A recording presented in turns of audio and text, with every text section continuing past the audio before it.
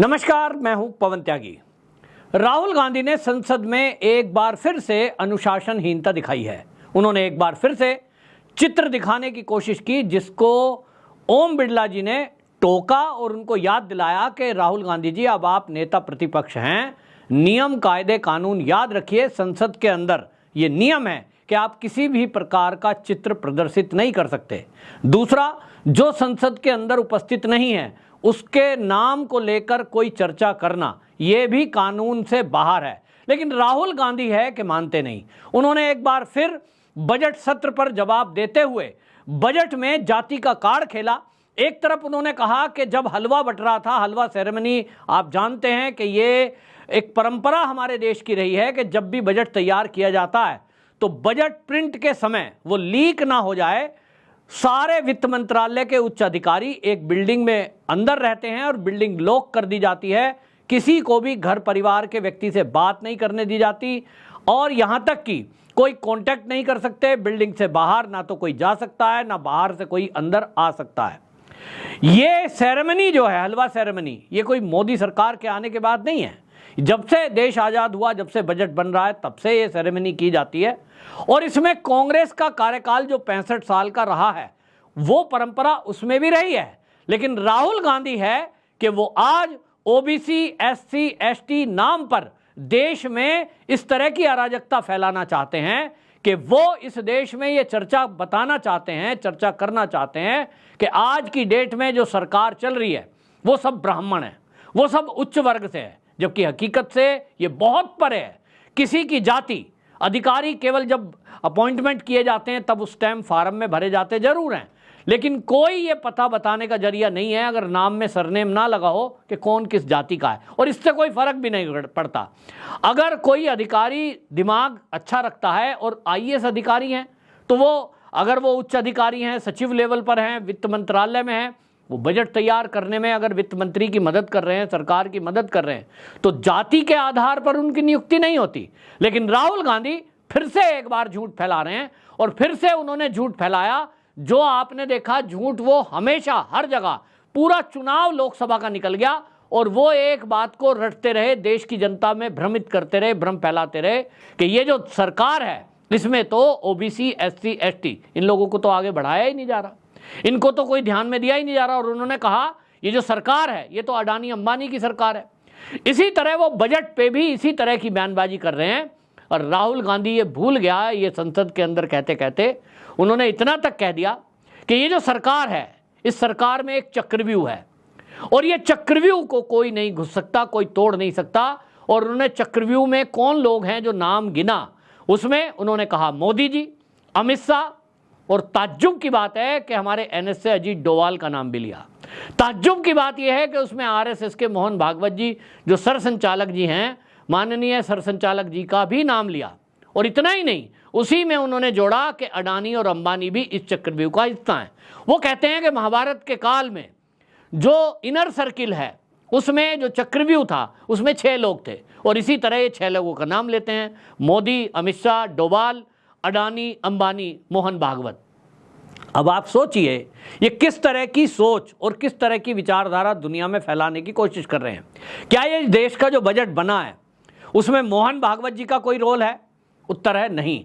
क्या इस बजट के बनाने में देश के एनएसए का कोई रोल है? उत्तर है नहीं। क्या इसमें अडानी और अंबानी ने बैठ करके सलाह दी है कि आप बजट में ऐसा ऐसा डाल दो? उत्तर है नहीं। फिर राहुल गांधी ये क्यों टारगेट कर रहा है? आपको मैं असलियत बताता हूं। असली बात यह है कि अब के पहले इस देश में जब भी बजट बनता था, रक्षा के बजट को कभी भी इतना नहीं किया गया जितना मोदी ने किया।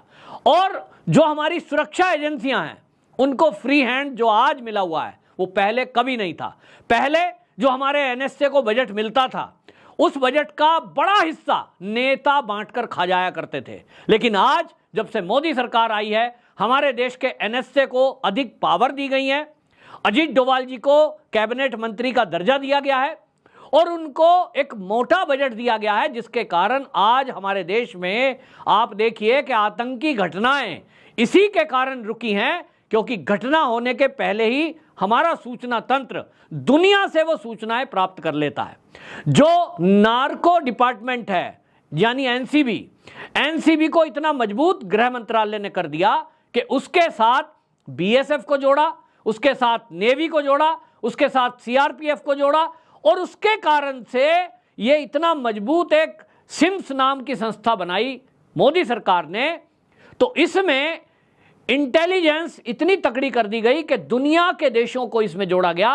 किसी के भी पास कोई सूचना अगर होती है उसको हमारे एनएसए से वो साझा किया जाता है। और इसीलिए आप ध्यान करिए, पिछले 10 साल में मोदी सरकार में जो ड्रग के कारोबारी हैं उन पर इतना बड़ा प्रहार हुआ है, लाखों करोड़ रुपए की ड्रग जब्त की गई है, नष्ट की गई है। और इसके कारण आतंकवाद पर प्रहार हुआ है, इसके कारण हमारे देश के अंदर देश विरोधी एक्टिविटी करने वालों पर प्रहार हुआ है। और यही कांग्रेस के राहुल गांधी की बौखलाहट है। उनको लगता है कि एनएसए को इतना बजट दिया जा रहा है, एनएसए को फ्री हैंड दिया जा रहा है, ये तुम्हारी हर गतिविधि को पकड़ ले रहे हैं। आप कहीं भी देश के बाहर जाकर के देश विरोधी लोगों से मिलते हो तो राहुल गांधी की फोटो और पूरी जानकारी वो पब्लिक डोमेन में आ जाती है। आज जो सोशल मीडिया में राहुल गांधी की हर एक्टिविटी के बारे में जानकारी है, वो जो इनके इर्द गिर्द काम करते थे, आपको मैंने मेरे अगर एक्स पोस्ट आप देखते हैं, मैंने एक्स पर फोल बताया था आपको। अभी जो मुकेश अंबानी के बेटे की शादी हुई है, उस शादी में आपको एक महिला सर्किल में दिखाई दी जो लगातार वो बनी हुई थी चर्चा का विषय कि देखिए किस तरह से ये जो महिला है एक पूर्व आईपीएस अधिकारी की पत्नी है। और आप गूगल करेंगे तो आपको वो मुद्दा मिलेगा कि किस तरह से कांग्रेस की सरकारों में अडानी और अंबानी, ये जो आज राहुल गांधी टारगेट कर रहे हैं, यही अडानी परिवार को किस तरह से उपयोग करते थे। इनकी सरकार में एक पूर्व आईपीएस अधिकारी वो मुकेश अंबानी की फर्म पे छापा मारते हैं, वहां ईडी का छापा पड़ता है और पता लगता है कि करोड़ों रुपए का घालमेल है। लेकिन वो अधिकारी, मामले को पूरी तरह दबा दिया जाता है, केंद्र में कांग्रेस की सरकार, और उस समय वो अधिकारी वीआरएस ले लेता है। वीआरएस लेकर वो अंबानी की कंपनी ज्वाइन कर लेता है और कंपनी में उसको डायरेक्टर बना दिया जाता है विदेश में। पूरी सुविधा, पूरा पैसा। और क्या ये केंद्र सरकार की मिलीभगत के बिना हो सकता था कि जो रेड हुई जिसमें करोड़ों रुपए का हेराफेरी पकड़ी गई, उसको दबा दिया गया? किसकी सह पर? वित्त मंत्री की सह पर या सोनिया गांधी की सह पर? यह जवाब तो कांग्रेसियों को देना पड़ेगा। और उस महिला बाद में फिर दिखते हैं कि वो आईपीएस अधिकारी एक दिन बाथरूम में मृत पाया जाता है, फिर उसकी पत्नी इंचार्ज बनती है। और वो अभी तक अंबानी परिवार से इतनी निकटता है उसकी कि एक तरफ उसकी निकटता कांग्रेसियों से, एक तरफ अंबानी परिवार से, एक तरफ समाजवादी पार्टी के अखिलेश यादव से, और वो हर राजनीतिक गलियारों में महिला चर्चा का विषय है। और इसलिए ये जो इस तरह के काम करने वाले लोग हैं, इनको लगता है कि जो हम करते थे वही आज मोदी सरकार में चल रहा होगा। तो इनको लगता है कि जो बजट बन रहा है वो अडानी अंबानी की सलाह से ही बन रहा होगा, और इसलिए आप टारगेट करो।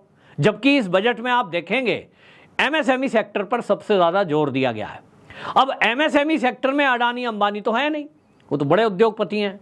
देश के युवाओं को आगे बढ़ाने के लिए मुद्रा लोन की जो बात की गई, 10 लाख से 20 लाख किया गया, इसमें अडानी अंबानी का तो कोई रोल नहीं है।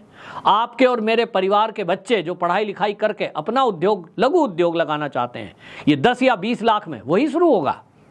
तो मुद्रा लोन उसके लिए रखा गया है। 4 करोड़ युवाओं को अगर रोजगार देने का लक्ष्य रखा गया है तो उसमें आपके और मेरे बच्चे जाएंगे, ना कि अडानी और अंबानी के। राहुल गांधी की यही प्रॉब्लम है, और इसीलिए उसको कुछ सूझ नहीं रहा कि इस बजट पर बोले तो क्या बोले, कमी निकाले तो क्या निकाले। तो क्या कमी निकाली है राहुल गांधी ने, उस पर वो हंसी का पात्र बन गया है। वो कह रहा है कि बजट के मामले में जो हलवा बटा, वित्त मंत्री ने जो हलवा बांटा, देश का हलवा बट रहा था, लेकिन उस हलवे के बंटवारे में हलवा खाने वालों में 70% जो देश की आबादी है, एससी, एसटी, ओबीसी, वो तो थे ही नहीं। यानी वो ये कहना चाह रहे हैं कि जो हलवा बटा, वो जो प्रिंट हुआ बजट, उसको किसने खा लिया? पूरे हलवे को वो ब्राह्मणों ने खा लिया, वो ठाकुरों ने खा लिया। किस तरह की मानसिकता है इसकी? इसीलिए निर्मला सीतारमण जो वित्त मंत्री सदन के अंदर बैठी थी, वो अपना माथा पकड़ लेती है कि राहुल गांधी ये नेता प्रतिपक्ष है और ये बात क्या कर रहा है कि वहां जाति पूछकर अधिकारियों की नियुक्ति की जाएगी। कि कितने एससी हैं, कितने एसटी हैं, कितने ओबीसी हैं। और हलवा बंटने की सेरेमनी, ये हलवा सेरेमनी मैंने जैसा बताया बजट को गुप्त रखने के लिए की जाती है।